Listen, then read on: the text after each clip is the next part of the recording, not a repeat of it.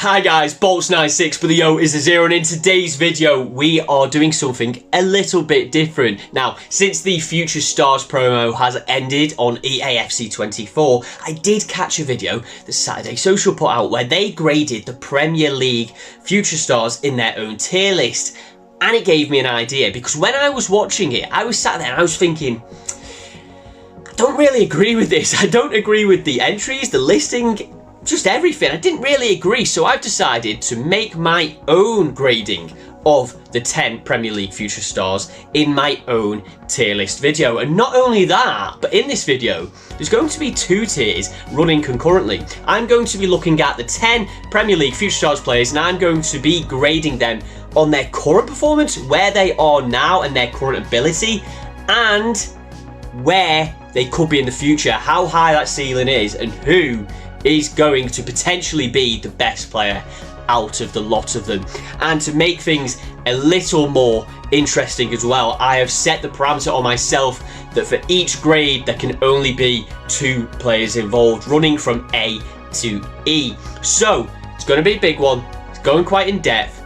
If you want to find out where I think your current Future Star player is playing and performing right now, and how they'll do in the future, make sure to stick around and watch the rest of this video. Michael Elise first on the list today, and we are starting with arguably one of my favourite players in the Premier League who plays for a different team than the one I support. I've been an avid follower of Elise's for years now and can recall the incredible performances he was putting in back when he was playing at Reading, particularly that last season there where he registered 7 goals and 12 assists in the Championship, which as a 19-year-old at the time is absolutely phenomenal.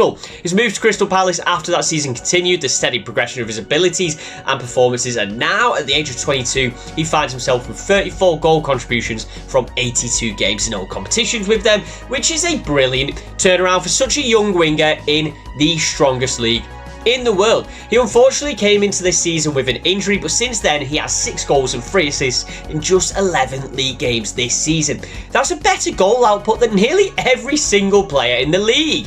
Such an unreal talent, which is why he is going straight up at the top of my tier for current ability, and I'm not even going to go into much detail on his ceiling because I think it is pretty evident that he's topping that tier too. He has just been stepping up that progression ladder season on season, and with no end in sight to how much of his potential he could reach, I don't see how there could be any argument to him being at the top of both tiers, but let me know in the comments if you disagree. Alejandro Garnacho, moving on to the first of the Future Stars, playing for one of the traditional top 6 teams, and boy is he a baller. You only have to look at that overhead kick earlier in the season to be convinced of that. When Garnacho is on form, I massively enjoy watching him play. So fast, tricky, and a real problem for opposing defenders. He does have it within him to really take a game by the scruff of the neck. He has rapidly become one of the more important members of this United team, and he has rightfully earned that. With 5 goals and 3 assists so far, he is producing the results for Manchester United, and I'm sure he has alleviated some of the headaches that Ten Hag has felt from a team not producing enough goals on a regular basis. Some spectators consider him to be a bit flash and question his attitude, but you cannot deny the talent that is so evidently there. Obviously, Manchester United have been incredibly inconsistent this season, which has unfortunately impacted him on occasion as well, and he hasn't been the outright perfect performer so far as the rest of the team hasn't. Despite his very clear talent, I do think there are other players in this list who are currently ahead of them in their abilities, and so I'm going to put him in at a C grading for right now, but that doesn't mean his ceiling is only at a C. Again, on his day, he is utterly exceptional. I truly believe that with the talent he has, he could be on to be an absolute world beater. If he can keep his head down, keep up the progression, and really push on in the seasons to come, then I really do believe his potential is near limitless, and his ceiling puts him at the top of the 2nd tier.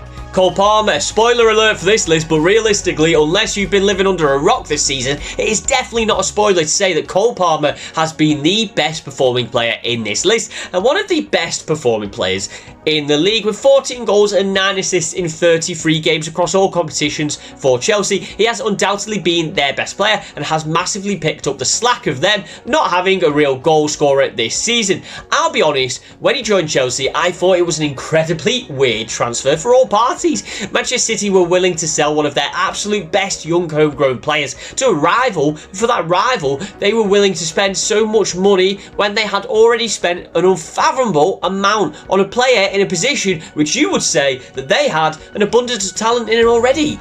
The move didn't make sense at the time, but oh my word, have I, as have many who questioned it, been proven wrong. The lad has had an undeniably unbelievable season, and going into the last couple of months of it, there doesn't seem to be any stopping him yet. Such a talented young lad with goal contribution pouring out of his ears this season, he belongs to be at the top of the current ability tier. Looking at the other side of things now though, with the ceiling tier, and I could end up ruffling a few feathers here with quite a controversial opinion, I'm sure, but I don't think Cole Palmer can be put in any higher than a C. I reiterate that for the purpose of this list, I am only having 2 players in each category here, so I've put an unnecessary amount of difficulty on this tier list. Both of the top spots in the A rank have been taken already, and I do think there are at least 2 other players yet to come who have a higher ceiling than Palmer. It was a tough call, but I'm sticking to my guns on this, so make sure to let me know in the comments if you think I'm absolutely lost my mind with this shout. Destiny Udogie, pressing onto a rival club of Spurs and Destiny Udogie, who I am a real fan of. At only 21 years of age, he has come into this team following his loan spell away last season and passed the test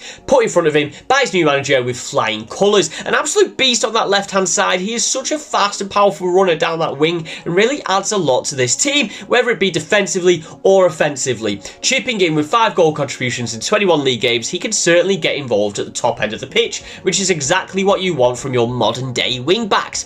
His performances have been outstanding and have earned him his first call-ups to the Italian national team, which is certainly no mean feat. A superb player who I really like. I'm putting him in at the B ranking of the current ability tier as we move over and look at his potential. And honestly, I think Udogie genuinely has the potential to be one of the best left backs in the world. He has all of the physical attributes you could ask for to complement his superb technical ability. The progression he has made already in his career is incredible. I'd love to put him in the A category, but with those spots already taken, I suppose he's going to have to settle for B. Rico Lewis, the first of 2 players in this video to currently be plying their trade with the Manchester City squad, but the only one out of those 2 to have come from the outstanding academy that City now possess. Rico Lewis has been getting slowly nurtured into this team, which is typical of Guardiola's style. He did the same with the aforementioned Cole Palmer before selling him on for a huge bag of cash, and he did the same with Phil Foden, whose success speaks for itself. Rico Lewis is looking to be the next big thing to come out of this Manchester City academy, and having only relatively recently turned 19, he has his whole career ahead of him.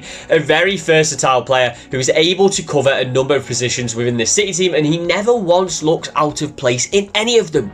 Clearly a very good player who by all accounts is rated incredibly highly by backroom staff. His future looks to be very bright indeed. Firstly, however, we are looking at current ability, which also heavily factors in current form. And for Rico Lewis, compared to the other 9 in this list, he just isn't playing enough games.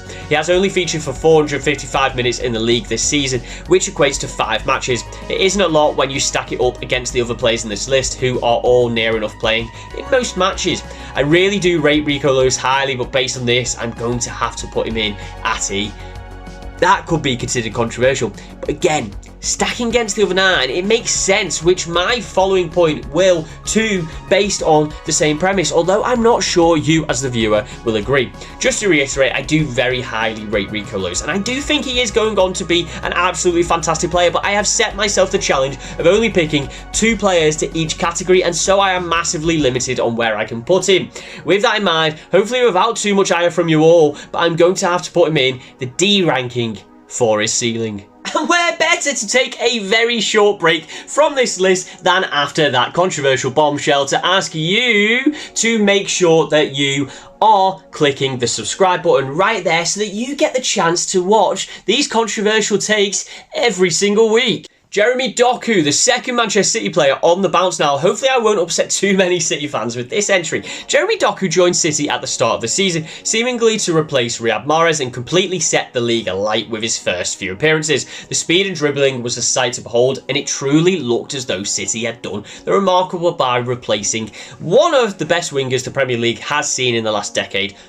Just like that. Further on in the season now, and being more in and out of the starting 11, it is seeming like less of such an immediate replacement, but the boy is still doing fantastic. His dribbling stats are some of the best in the world, and he is such a trouble for opposing defenders. 5 goals and 6 assists in all competitions in your first season in the Premier League as a 21-year-old is a very solid return, but we really do have to consider the fact that he was supposed to be replacing a player who scored 15 goals and registered 13 assists in all competitions last season. There is still a decent portion yet to go, but it will be a humongous task to make up another 17 goal contributions with what of the season we have left. Again, he's a fantastic player. But based on where some of these other players are right now and how they are performing right now, and putting him down in the D category, it seems so harsh giving these players D and E gradings, as I really do think all 10 have amazing careers ahead of them, but the parameters of the game demand 2 players for each category, and so I'm going to have to put Doku a little lower in the second tier as well, although maybe not quite as low as D. I've been a fan of Doku's for years now and desperately wanted him at Liverpool for a period. I'd obviously still take him right now. The potential he has is sky high, and under Guardiola I think he'll reach it, but there's one other man who I think has a high ceiling, and so I'm putting him in at C. Pedro Neto, finally back onto a player outside of the supposed top 6, but for how long? A lot of talk has been bandied about following Pedro Neto's performances this season, and it's no surprise as to why. 11 goal contributions from 17 games, playing for a mid-table team as a 23-year-old winger is definitely going the right way to getting yourself a huge move to one of the bigger clubs in Europe. Similar to Doku, I wanted Neto at Liverpool a while ago when he first broke into the Wolves team. That move hasn't materialised yet, and now it's looking like the competition may increase for him. What is simply outstanding season this boy is having, and if he can continue it for the remainder of the season, he's going to be a contender for the Premier League team of the season in my eyes. The A grading for current ability has been filled up early in this list, but there is one more spot in the B grading, and I'm putting him in there. Now then, however, the question moves to the player's ceiling. Just how high is Pedro Neto's? I would wager it's pretty freaking high, but full disclosure, I think he's probably of 2 players closest in this list to their full potential, and when you consider just how good some of these other players could become, they could feasibly surpass Pedro Neto's level. It pains me as I rate him so highly, but I'm going to have to drop Pedro Neto down in E for potential ceiling. Rasmus Højlund, the most expensive player on the list and probably the most divisive this season. Rasmus Højlund joined for a surprisingly large amount of money considering his admirable but by no means exceptional time in Italy, and for the majority of the season it had looked as though Manchester United had maybe made a mistake.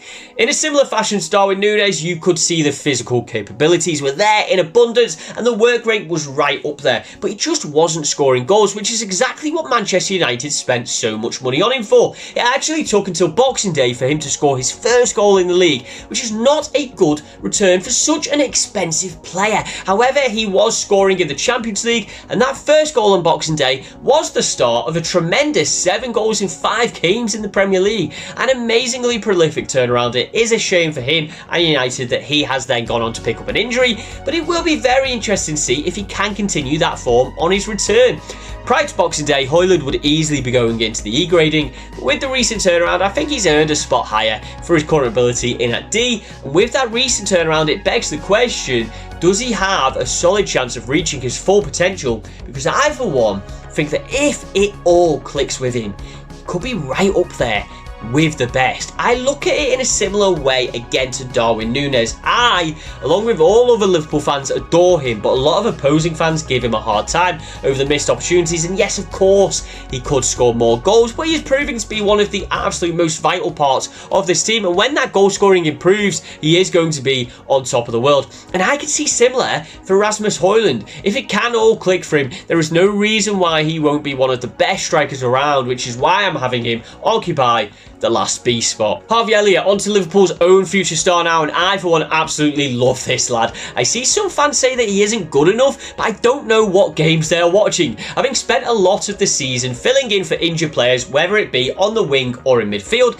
he has been an incredibly important member of the Liverpool squad, stepping up when they've needed him most, and has actually cropped up with the odd goal involvement as well. Having contributed to 5 goals in the league from 656 minutes played, he is averaging a direct goal involvement in nearly every 2 full games played in the league. For a 20-year-old lad, yes, he is still only 20, by the way, to be contributing that much from a predominantly central midfield position, well, what's not to rate with that? Recently earning his 100th appearance already for Liverpool, again only at the age of 20, and even with that horrific injury he received a couple of seasons back, Harvey Elliott is a freaking baller, and he deserves a lot more credit than he is currently receiving.